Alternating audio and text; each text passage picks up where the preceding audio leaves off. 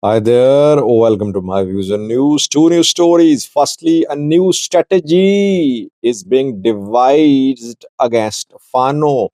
Ethiopian government is working on this strategy. Discussions underway in Addis Ababa. It seems military operation alone is not enough. It isn't producing desired results. That is why this new strategy is being worked on reportedly. Secondly, Jubaland responded to allegations leveled by Mogadishu yesterday. Mogadishu, Foreign Ministry of Somalia, 2 days ago, accused Ethiopia of transporting weapons illegally into Jubaland from Ethiopia. Ethiopia is silent, no response. But Jubaland gave a statement yesterday. Jubaland Security Minister Yusuf Hussain spoke. What did he say? Let's start from the Amhara region views, where it seems that the Ethiopian government is working on a new strategy against Fano fighters. The main point of the government strategy against Fano so far has been military operation. Since last year, the government has been conducting one after the other military operations to crush Fano fighters.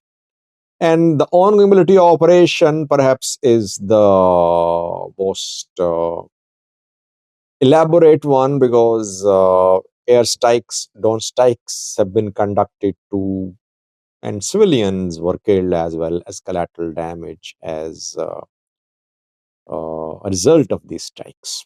Fano fighters were targeted as well. But it seems that the military operation alone is not achieving desired results. Perhaps nothing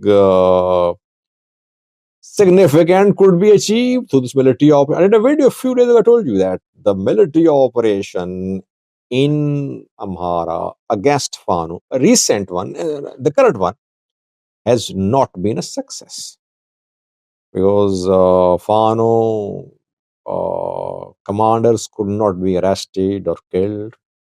No major territorial gains for the government. Yes, Fano's ability to enter main town cities degraded a little, but we cannot say that Fano groups are on the run. So, what did this new military operation achieve? It used Air Force to, drone strikes were conducted to, civilians died too. International media is highlighting the issue of drone strikes and civilian killings in drone strikes.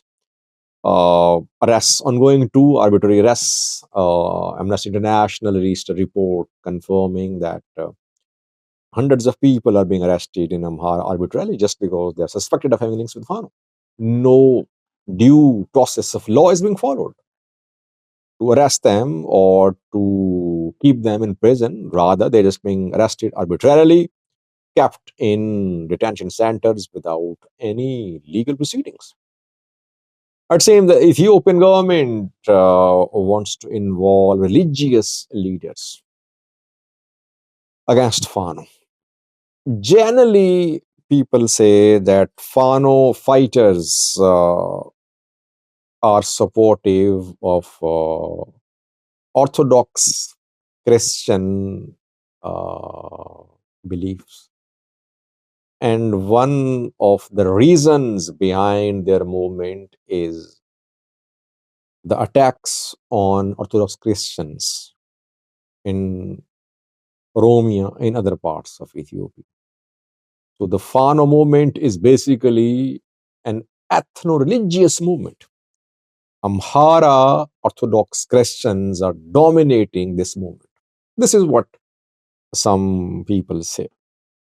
Fano commanders don't talk about Christians only. There are Muslim commanders too, people like Colonel Fantahun Wahabo, they are Muslims. The Fano commanders say they are from across the religious and ethnic spectrum in Amhara region. They don't just represent one ethnic group or one religious denomination. But yes, majority of Fano is Orthodox Christians. The government is trying to involve Orthodox Christian leaders, religious leaders. They have been called in Addis Ababa reportedly. Meetings are ongoing. Why? The government either wants these religious leaders to condemn Fano's actions, which is difficult by them. It is not easy because if any Abune in Amhara region starts opposing Fano openly or criticizing Fano openly, they could be killed. And they won't, I think, criticize Fano. I believe that most of Amhara Orthodox Christian Abunes, they have a soft corner for Fano. They won't condemn Fano. The first option being given by government to these religious leaders is to condemn Fano's activities. Second option is that religious leaders should talk to Fano so that Fano could come to the table and talks could start. So now government wants basically to cut off the support, religious support which Fano is receiving. And government has been accusing Orthodox Christianity of supporting Fano fighters, that Orthodox facilities were being used as training ground for Fano fights. Let's see. I don't think these religious leaders will condemn Fano. They might agree to talk to Fano, and which won't lead to any results. But this shows that the military operation ongoing alone perhaps is not producing desired results for the Ethiopian government. So anyway, Jubaland regional government responded to the allegations leveled by Foreign Ministry of Somalia. 2 days ago, the Foreign Ministry of Somalia, led by Ahmed Mualim Feki, accused Ethiopia of illegally supplying weapons to Jubaland government. It said that on December 7, 2 Ethiopian cargo planes landed in Kismayo, Jubaland, and Jubaland Deputy President Sayyid Muhammad Sayyid was taken from Kismayo to Addis Ababa for talks. In Addis Ababa, talks were held between the two sides, Ethiopian government and Jubaland regional government.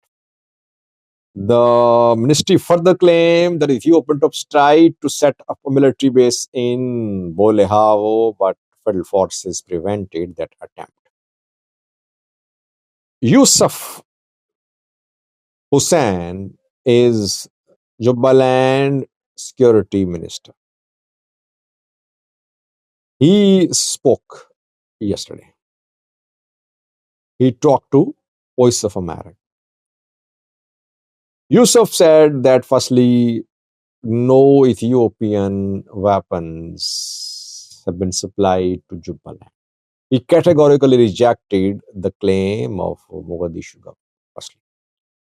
Secondly, said that no Ethiopian troops did not try to establish a base in Beledhavo. So Jubaland categorically rejected both the allegations leveled by federal government of Somalia.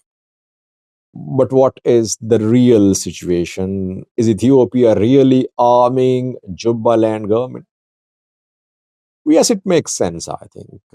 Since Somalia is trying to kick out Ethiopian troops from Gaidu, from Bay, Bako, Liran, Ethiopia is definitely arming regional governments in Somalia. And Ethiopia has managed to play one smart card against Somalia by backing the election of Madobe. Now, the conflict between Madobe and federal government suits Ethiopia. This conflict can prolong the stay of Ethiopian troops in Somalia. Thank you for watching.